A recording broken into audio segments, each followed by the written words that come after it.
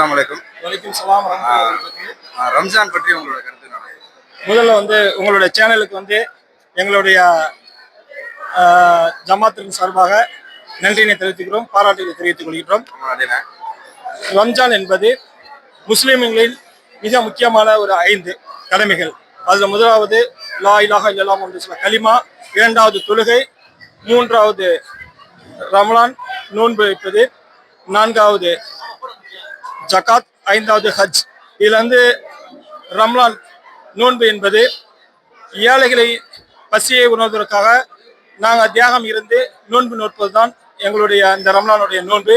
இதை முழுக்க பார்த்தீங்கன்னா காலையில சூரியன் உதயத்திற்கு முன்பு இருந்து மாலை சூரியன் மறைவது வரை நாங்கள் பசியால் பட்டினி இருந்து இறைவனை முழுக்க இபாதத், அதாவது முழுமையாக வழிபட்டு கொண்டு.